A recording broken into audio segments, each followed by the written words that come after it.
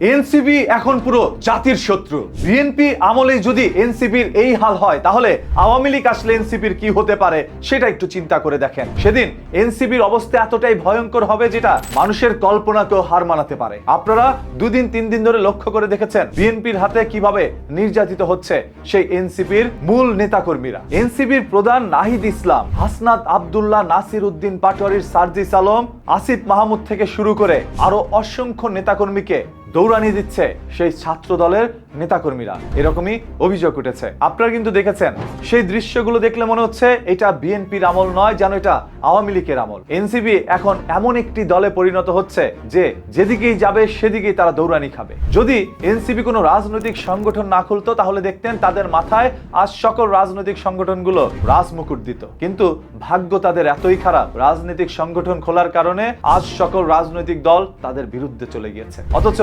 একদিন এই সকল রাজনৈতিক দলগুলোই তাদেরকে সমর্থন করেছিল জুলাই আন্দোলনটাকে এগিয়ে নিয়ে যাওয়ার ক্ষেত্রে। দেখেন সেদিন বিএনপি প্রকাশ্যে আসেনি, জামায়াত ইসলাম প্রকাশ্যে আসেনি, এই হাসনাত আব্দুল্লাহ, নাহিদ ইসলাম, সার্জিস আলম, আসিফ মাহমুদ থেকে শুরু করে অন্যান্যরা সবাই রাস্তায় নেমেছিল, তাদের ডাকে একত্রে হয়েছিল সেদিন লক্ষ কোটি মানুষ বাংলাদেশে। আজ এদেরকেই যেন প্রাধান্য দেওয়া হচ্ছে না, এরাই যেন আজ সব থেকে বেশি অবহেলিত। এতে করেই বোঝাই যাচ্ছে এনসিপির পরবর্তী ভবিষ্যৎ কি হতে পারে। বিএনপির কাছে তাদের অনেক কিছু চাওয়া পাওয়া ছিল, সেই বিএনপি থেকেই যখন এই ধরনের আচরণের সম্মুখীন হচ্ছিল তখন আর তাদের কোনো ভরসা নেই। দেখেন এই হাসনাত আব্দুল্লাহরা যখন শেখ হাসিনার মতো এত বড় একটি শক্তির পতন ঘটাতে পেরেছে, সেহেতু বিএনপি কিন্তু তাদের কাছে কিছু না। হয়তোবা আজ ডাকলে আর তাদের পাশে ওই রকম লোকজন আসবে না, কারণ তারা তো রাজনৈতিক সংগঠন। একদিন যারা তাদের পাশে ছিল আজ তারা ভাবছে হাসনাত আব্দুল্লাহ এমপি হয়ে গেছে, তারা টাকা পয়সা কামাচ্ছে, আমরা তো কামাইতে পারিনি। এই প্রতিহিংসায় মানুষ তাদের কাছ থেকে চলে গিয়েছে, সরে গিয়েছে। সবাই ক্ষমতা চায়, সবাইকে তো আর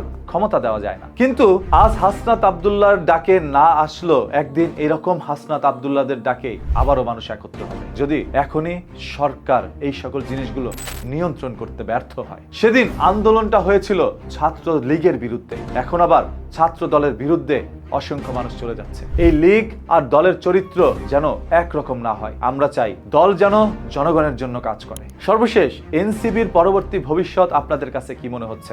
এরা কি এই দেশে থাকতে পারবে, টিকতে পারবে, রাজনীতি করতে পারবে, নাকি বিদেশ গিয়ে লুকাবে, না হয় 3.5 হাত গর্তের নিচে? কোথায় হতে পারে তাদের আশ্রয় কেন্দ্র? কমেন্ট করে আপনার মূল্যবান মতামত জানান, ভিডিওটি শেয়ার করে দেন। আর আমি কোনো দলের হয়ে দালালি করতে আসি নাই। যেখানে আপনার মতো বড় বড় দালাল রয়েছে সেখানে আমরা জায়গা পাই না। এই পুরো দেশটাই চাটুকার আর দালাল দিয়ে ভরপুর। সত্য কথা একটু তিতেই লাগে। প্রতিদিনের এই ধরনের সত্য লুকোনো ঘটনা জানতে চোখ রাখুন নিউজ কিতে। পেজটাকে এখনই ফলো করে রাখেন।